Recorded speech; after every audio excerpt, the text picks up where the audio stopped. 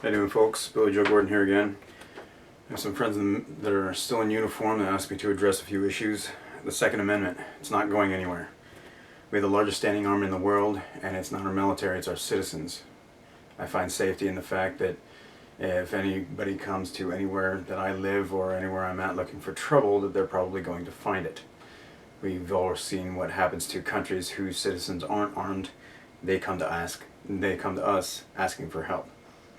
Which I don't, then a question that I've been having and an idea I've been kicking around, why do the American taxpayers still pay for campaigns in other countries? Well, if they ask us for help, why can't they pay us for our help? If they can't pay us in money, they can pay us in things like mineral rights or something. I don't know, we'll figure it out. But that would allow me to give pay raises to the military every year. In case none of you knew, they don't get pay raises. Even though they do their jobs, they keep the wolves at bay, and they take the fight to the enemy. They should get a raise every year. They go to places that people shouldn't even be living. Yeah, they deserve a raise every year. Instead of being drawn down, gouging cuts. Throughout history, there's been, the levels of the military have gone up and down.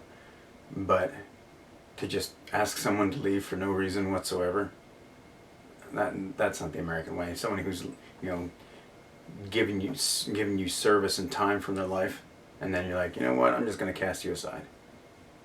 Sometimes for no reason whatsoever.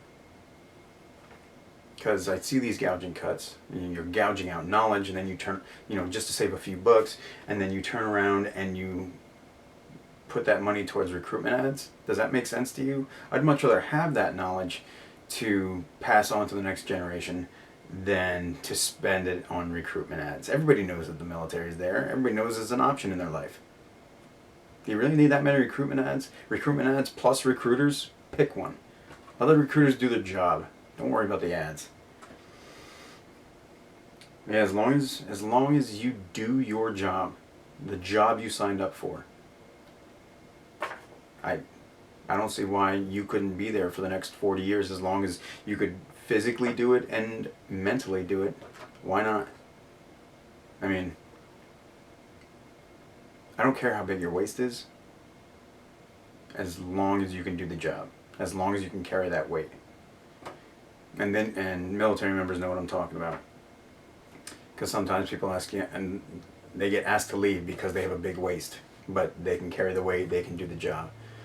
Now, if your back hurts because you let yourself go, that's a problem. If your back hurts because you got hurt, we can work with that. But if you get hurt and still continue to eat large pizzas by yourself, that's a problem. But yeah, as long as you can still do the job, I'm all for it. I don't care about bake sales, by the way. If you want to volunteer and go above and beyond for awards, be my guest. Have a good time. But if you just want to be the best at your job, if you want to be the best in your shop, you'll always have a job. Always. I guess that leads into healthcare. Why can't military members go to whatever doctor they want to? Preferably one closer to home. Sometimes members have to drive 2-3 hours to get to a hospital. Does that make sense to you? Doesn't make sense to me. Instead of driving to the hospital, they go to some place closer to their house. It'll save on travel expenses for the VA. I mean, the job's going to get done either way. Why not make it easy for everybody? Nation's economy. Our economy right now is 85% service industry and 15% manufacturing. We don't make things here anymore. We need to cut down on red tape for manufacturing to come back to the United States. We also need to cut down red tape, make it easy for everybody to start a small business, as easy as possible.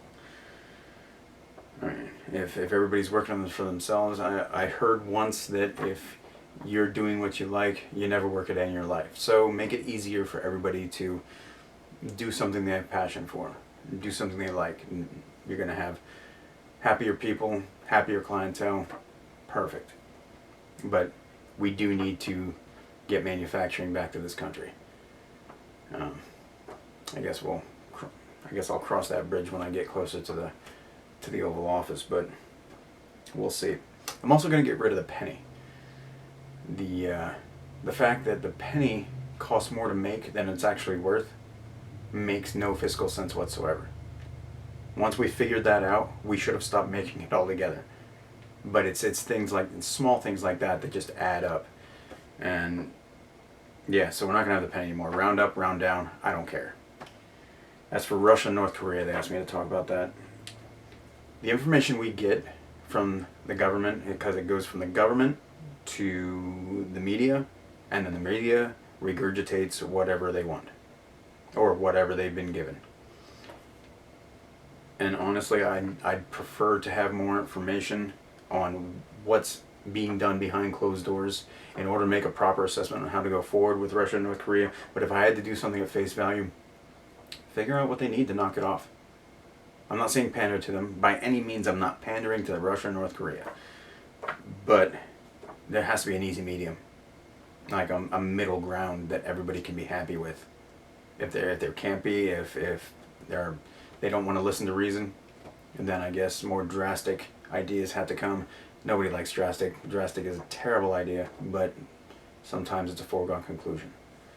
And yeah, this world isn't all sunshine and rainbows all the time, as much as we'd all like it to be. As much as I'd like to just, be drinking iced tea on the front porch somewhere. I'd much rather find, diplomatic solutions, but sometimes people just don't want to listen till you speak to them. They have other things in mind. So, you hope for the best, plan for the worst. Tell you what, if you like what I've just said, like I said before, it resonates with you as an individual, pass this on, share it. We have 4 days to figure out where we're going. And like I said, I bring simple solutions. Simple, logical, logic and reason. If you put logic and reason into every equation, Occam's razor, all things being equal, the simple solution's usually the best. You should come up with the right answer. But November 8th, if you like what I say, if you like what I'm saying, if you're tracking, BillyJoe Gordon, you got to write me in. And as usual, God save the United States of America. Thanks.